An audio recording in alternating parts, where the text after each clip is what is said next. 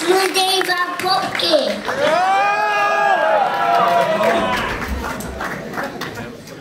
Líbí se vám to, Praho?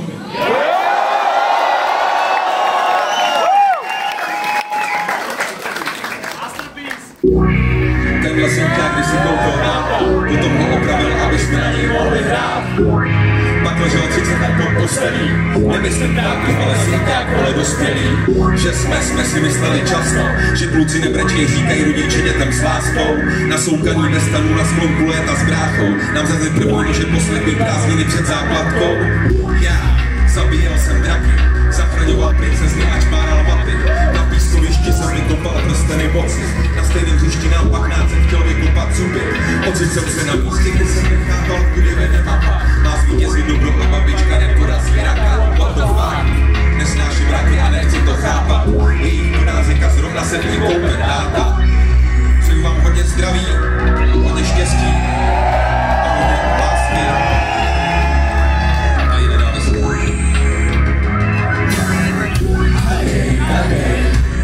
A všechno bude dobrý a všechno bude špatný. Všechno špatný, něčemu dobrý, tak proč nejsme šťastný? Já oblíknu si nový brnění, na hradě okoří jsou jen 3 kříže z bílého kamení. Bílá paní šla už dávno spát, začalo jí srát, že se nechcem bát a že jsme všichni dospělí. A tak s bráchou na bulejí stínám rostu a pak ve stanu nad ránem klepem kosu. Je nám zhruba 6 a všechno máme dosud před sebou, včetně pohledů od lidí, který už odešli odsud. Tenhle synťák, když si koupil táta, potom ho opravil, aby jsme na něj mohli hrát. Doufám, že bude fungovat ještě hodně dlouho. Teďka myslím svýho tátu, nemyslím synťák. Teďka myslím celou Prahu, nemyslím synťák. Teďka myslím svoji mámu, nemyslím synťák. Teďka myslím celou Prahu, nemyslím synťák. Teďka myslím sám sebe a svýho přítele. A všechno bude dobrý a všechno bude špatný. Všechno špatný je něčemu dobrý a proč nejsme šťastní? Všechno bude dobrý a všechno bude špatný. Všechno špatný je něčemu dobrý, tak proč nejsme šťastní? Že budu nejlepší já. Skoro jako Eminem, jsem mu podobnej, jsem taky bílej. Taky jsem žil v karavanu, když jsme jeli s mámou na výlet. Taky jsem ušel dlouhou cestu přepočtu kilometrů na míle. Asi 8, nohy bolí mě, nikdo nevíme, kam zamíříme. Kolik je to ještě kroků do cíle, to mi asi 8. A to si ještě povíme, to si ještě povíme, to si ještě povíme. Chtěl jsem být skateák, moje máma mi koupila prvního skatea. Uvítěl jsem skatepark, byl tam nějaký reprák a mě nějaký rap hrál. Nevěděl jsem jaký, ani jsem se neptal. Oni byli starší a já skejtoval jak brendál. Ten nebyl plenkák, jenom koho jsem znal tenkrát.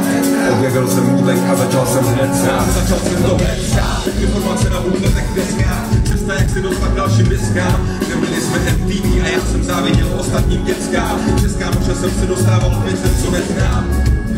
Kapesní 20 denně, vypálený cenečku mě stálo 300 peněz. Vypaloval nám to kámoš, co byl denně vypálený. Poděl ve vnitřek, i venek vyslipoval se. V téhle době, kdy jsem více vede, víc než ptáky, mám originálky všeho, co jsem tehdy pálil. Vracím to zpátky, vracím se zpátky, a do doby jsme ani neskvělo, abych to nejlepší já. Sedím v Pardubicích u rádia pátek 10 večer. Do 2000 éterem se nese penerský desert. Zní to jinak a smrdí to světem. Český rap začíná být hledáčku českýho dítěte, bitch. Nikdy se mi ani nesmělo o tom, že budu nejlepší já.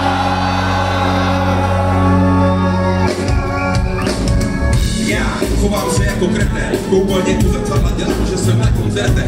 Máma klepe na dveře a ptá se, jestli v pohodě jsem. Odpovídám, nejsem, vrať se do backstage, prosím pěkně.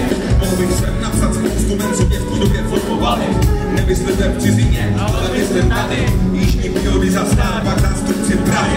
Ne, kámo, kruh vede si někdy a víš. Já jsem jeden z těch, co na tom vyrůstali.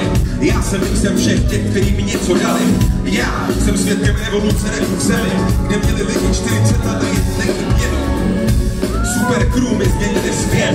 Znělo to jak Amerika v češtině. Do té doby jsem myslel, že lidi uráží jen Eminem. Katka to se dá se slovem jak šulinem. Já jsem její synem, kříženej teplem. Takový repovej svým vzniká nechráněným stykem s rapem. Yeah, držím palce všem repovým dětem. Dokažte mi, že tu věc fakt milujete. Nikdy se mi ani nesnilo o tom, že budu nejlepší já.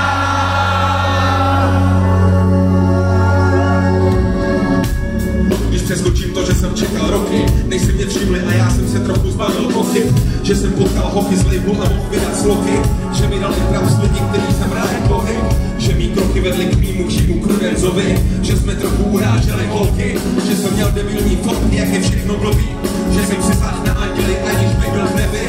Když přeskočím tohle všechno, tak tady teď sedím, ležím na tohle z baráku a všichni mě cení, všechno se prodává a všechno má můj zaplacený, naše děti jsou už velký a nejsou ztracený, celý je to v pořádku a celý je to skvělý, celý ceny baráku zdobí hudební ceny, všechno už mám na háku a zlatý zuby cením, Eminem v důchodáku se učí na mých textech storytelling.